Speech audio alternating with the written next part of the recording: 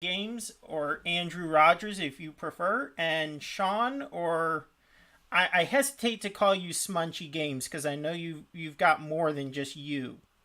That's right. You can call me Smunchy though, for sure. That's okay too. Okay. And today we will be discussing the corruption incident. So, without further ado, I'm going to jump right into that, and then I'll let Smunchy or Sean or whatever you want to call him. Just not late Um, for dinner. I will let him ask me questions about the corruption incident. So, I'm going to close this book so I don't read it word for word. Um, so, the corruption incident was when Oakhurst the Bold, who was an angel who originally was one who was one of the original inhabitants of the Forgotten World.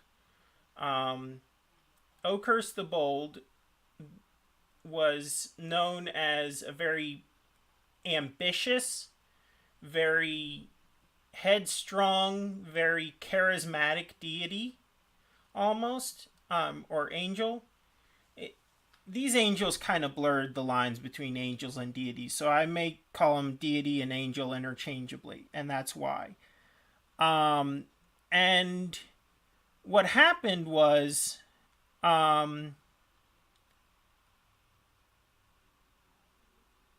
Klamas, the grand god Klamas, had an affair with a sleeve knee, which was I believe, one of the original lesser races. So, one of the original playable races. Um, and they are sort of like snake like beings, but not like Yuan-Ti with tails. They actually have feet. Oh, okay. Um, so where was it? Oh yeah, Klamas had an affair with the sleeve knee, and this generated the first ascended humans, which were the ancestors of regular humans. And the ascended humans, the pretty much the only um, stipulation for what made an ascended human was a deity mating, offspring of a deity and a sleeve knee. But these two humans that were born of the sleeve knee um, were I'm blanking on their names right now. They're really complex, long names, but they were backwards for demon and demon in another language. Um, Interesting. so because neither parent liked their their children, and they grew up with only each other to comfort each other, to support each other, and it was just the two of them. And they became powerful paladins for many years. But what most people didn't realize is that when they were born, Oakhurst the Bold sold their souls to death for the price of eternal power. And what this power was the ability to corrupt and to draw power from corruption. So basically, as long as there are corrupted individuals, Oakhurst the Bold, now called Oakhurst the Corrupt, cannot die, at least permanently.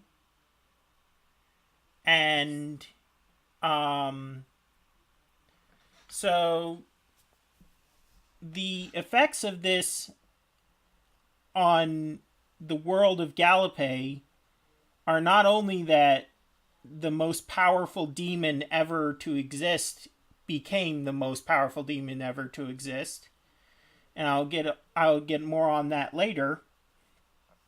But it also created what is known as the Wraith.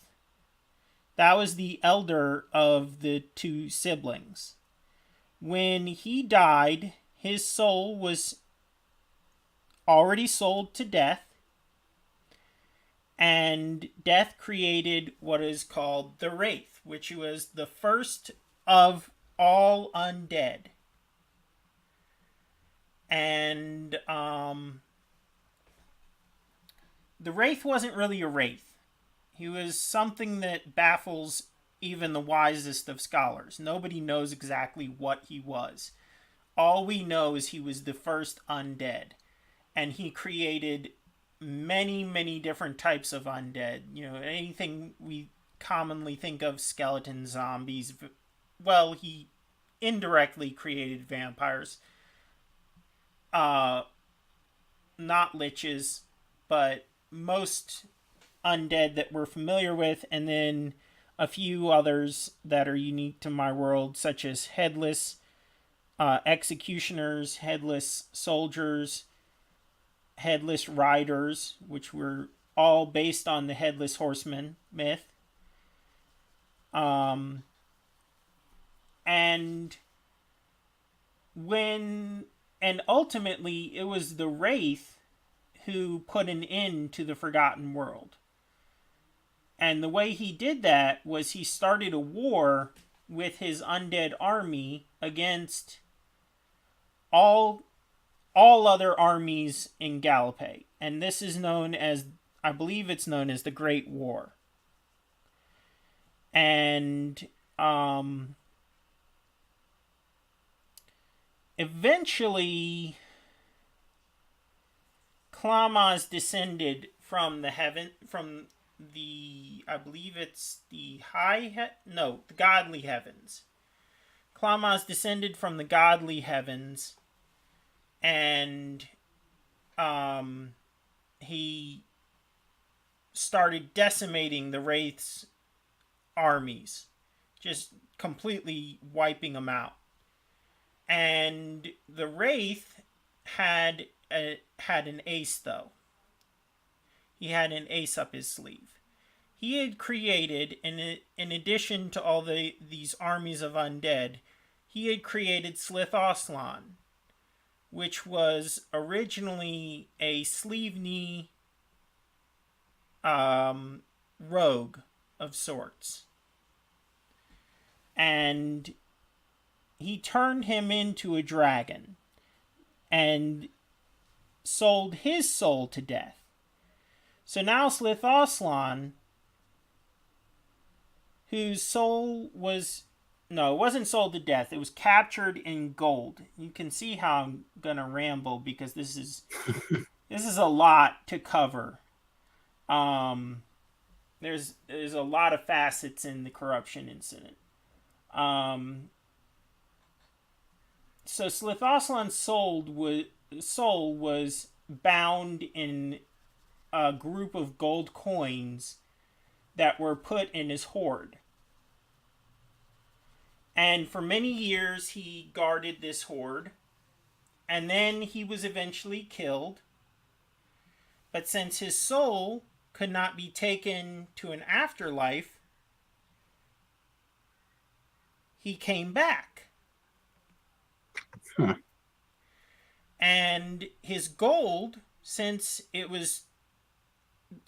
nature of gold is that it will be melted down and cut up and melted down and cut up and diffused throughout the gold of the world, no one knows how to get his soul. Because no one knows what gold his soul is in. Mm. So Slithoslan was now the most powerful ally that the Wraith had. And eventually killed many, many, many dragons, became the most prolific dragon slayer of all, because he kept dying and wanted to get his hoard back. So he'd just say, oh, well, I'll go kill another dragon and steal his hoard. So when the Great War happened, Slithoslan, regretting that he had sold his soul the to the Wraith, as he was now known, decided to trick him into killing himself. He told him, use your most powerful magics. We don't know what spell it was because these magics are lost to the world by the time most people play this game. But use your most powerful magic to destroy the entire world. Just kill everything on it. So that's what the Wraith did. And the globe went from being 1 million times the size of Earth to 1 million different pieces about the size of Earth. Oh. And they shot out into the cosmos. And the Wraith disappeared too. So Slithoslan was successful in part. But what he didn't realize was there was fine print in his contract where he was promised great power. And this fine print deemed that he would be bound to the Wraith's younger brother, who shortly became the Lord of the Dead,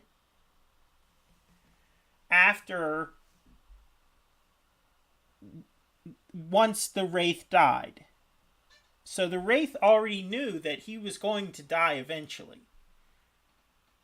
But he made a stipulation in this to make sure that he would have a loyal companion. He made it so that it didn't matter whether he died or not. Slithoslan was still a slave. And so Slithoslan became a slave to the Lord of the Dead. And there's still some debate about whether Slithoslan was ever able to escape that, or whether he killed the Lord of the Dead, or what happened with that. But that is most of the corruption incident. Now, I said that I'd get back to Oakhurst. Mm-hmm.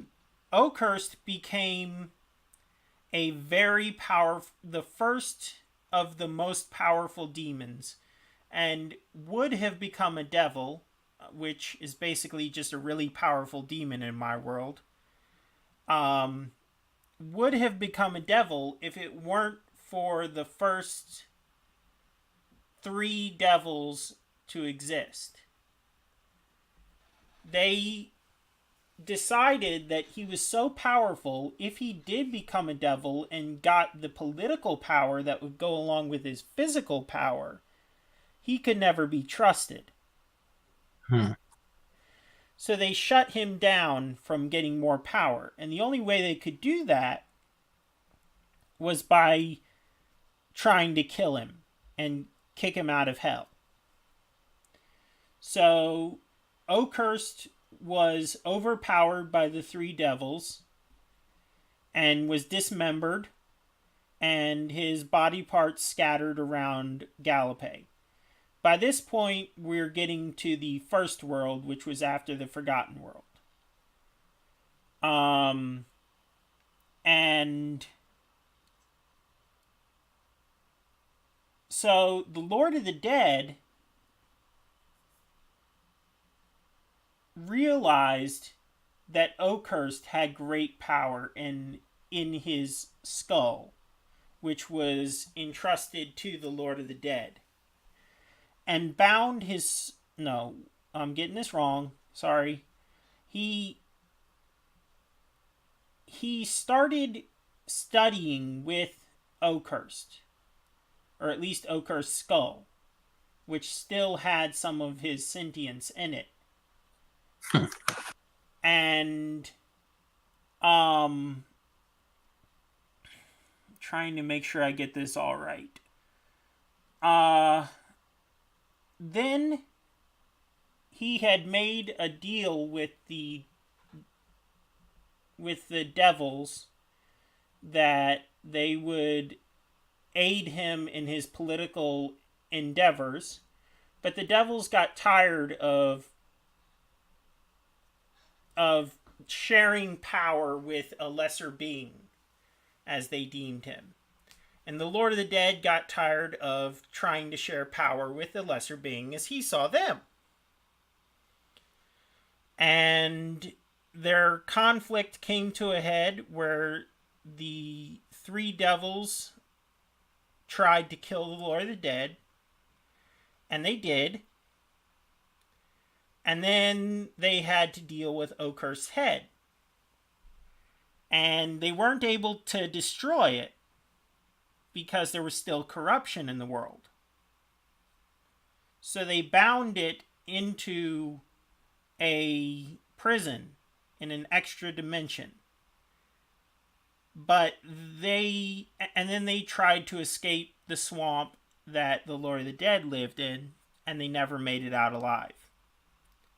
Now, it's not known for certain that Oakhurst was the one who broke free of his prison and then killed the devils, but it's generally accepted as such.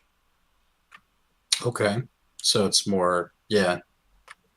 There's no real fact in the world to prove it, but Right. that's what it's, yeah. Okay. And Oakhurst came back and he bound the Lord of the Dead's soul with Oakhurst's soul, and within this skeletal body of the Lord of the Dead, making the Lord of the Dead not only the first vampire, but the first reanimated vampire, which is basically a skeletal vampire with amplified abilities. And the Lord of the Dead continued to terrorize the world for many, many years. And then Oakhurst does not stop here. In fact, yeah, we'll see. So in the old world, which comes right after the first world, there was a massive attack on the mortal plane by a joint effort by all of the minions of Hell and the Abyss. And most of them were wiped out. The only member that survived this was Oakhurst, because again, there's still corruption. And once the last world was destroyed, even the creator could not destroy Oakhurst.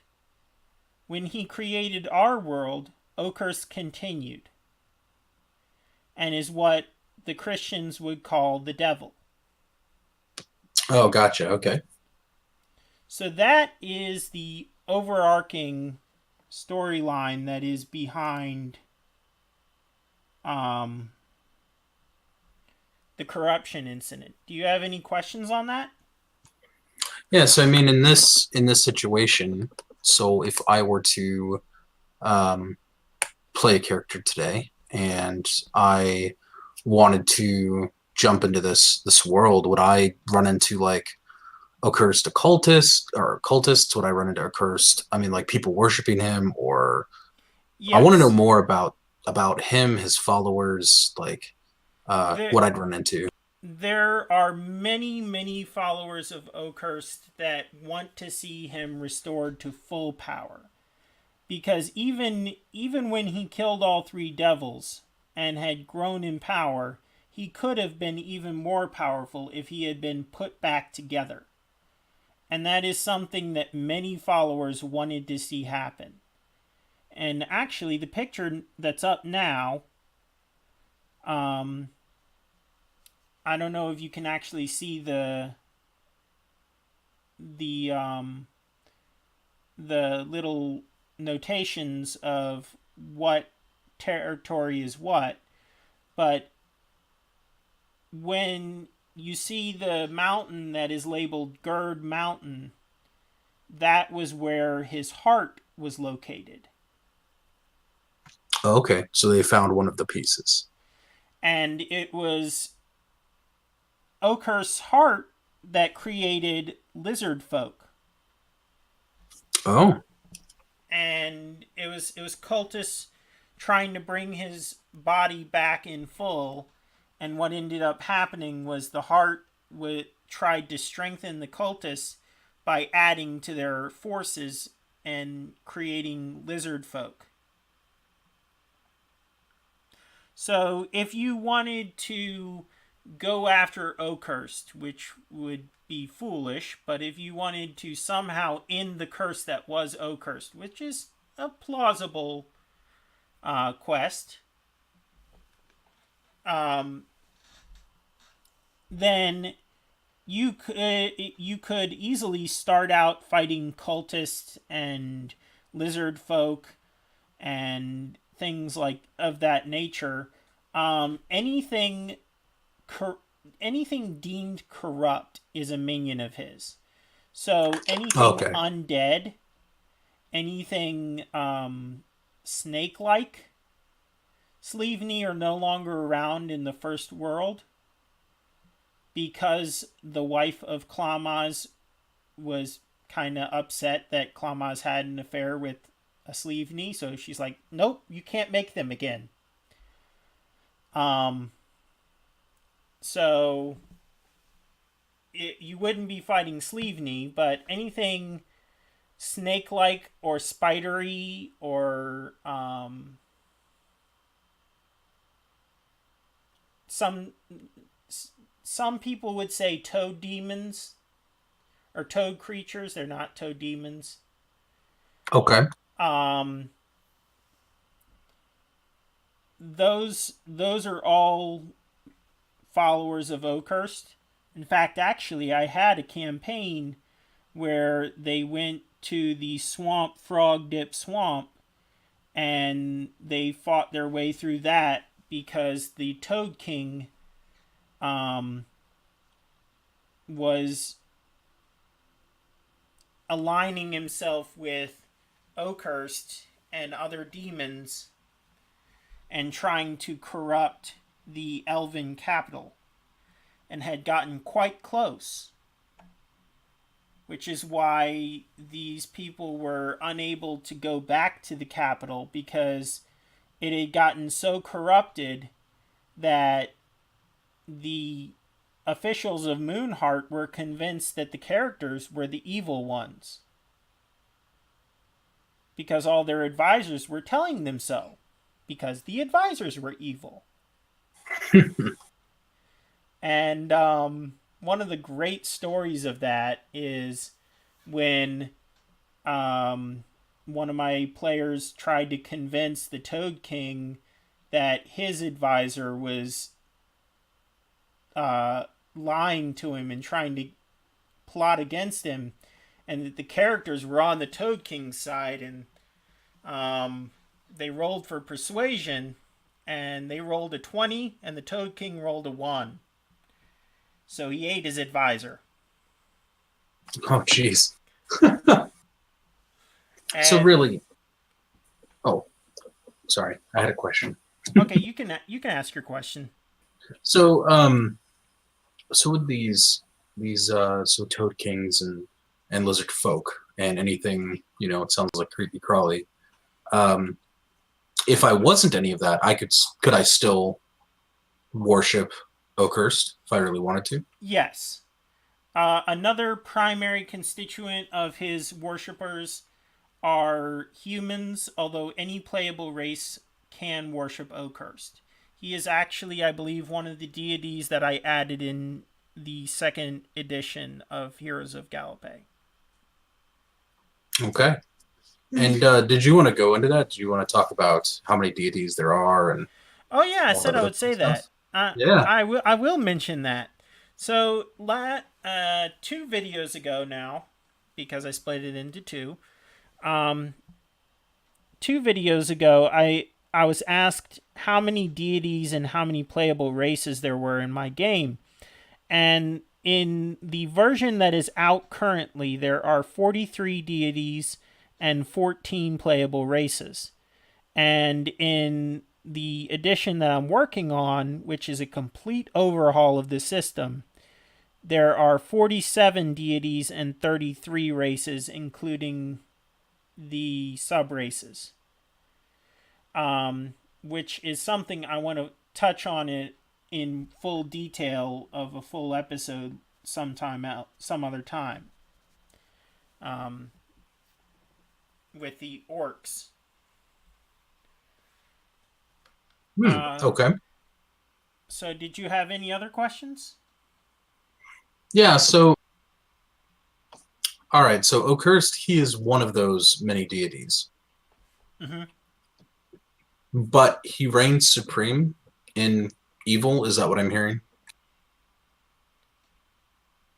Or is there Not. someone more evil than him, or equal to? Oh, okay. Now I get what you're saying. Yes, he is about as evil gets. Oh, okay. Gotcha. There's one being that could rival that, and that would be Inferno, the archdevil, who is the god of all evil gods, demons, and devils. Wow. Um, he was created. There are four main devils in most campaigns, and he was created as a combination of the four. Um, Okay. by some very poor meaning but stupid um, dark priests who were all immediately sacrificed by Inferno to Inferno. So it really didn't end well for them. No, it didn't. That's funny. I mean, it's sad. I shouldn't be laughing, but if you're gonna summon something that evil and create it that evil, well, good luck.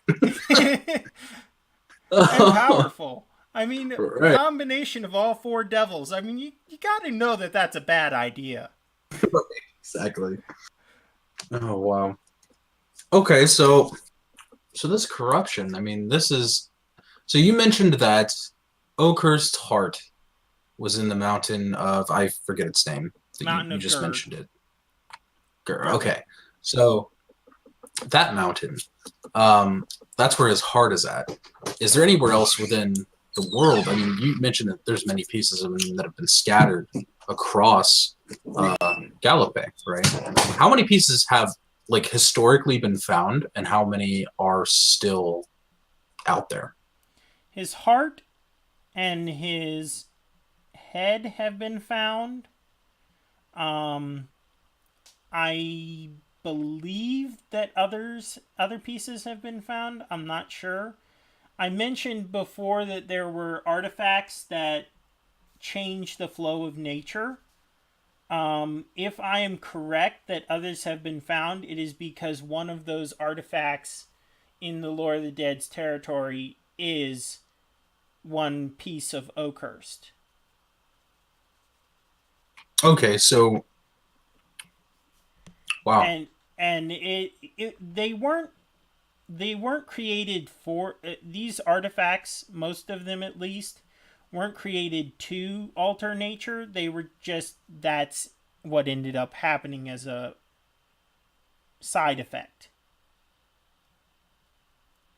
Right, no, that makes sense. I guess because more or less, I was wondering about like, so if only two pieces have been found, how many pieces are left then? You Or is know, that supposed to be remain a mystery? I believe that is supposed to remain a mystery.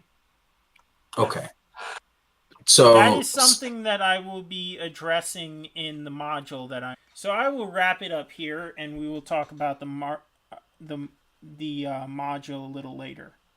okay, sounds good. So thank you for listening. If you have any topics that you've heard in any of our videos that you want me to explain in more detail, add them to the comments, and we will discuss them in coming videos. We are moving our recording time to Tuesday starting next week. So I will be one day later in getting these up. So good night, and happy gaming. Good night, everyone.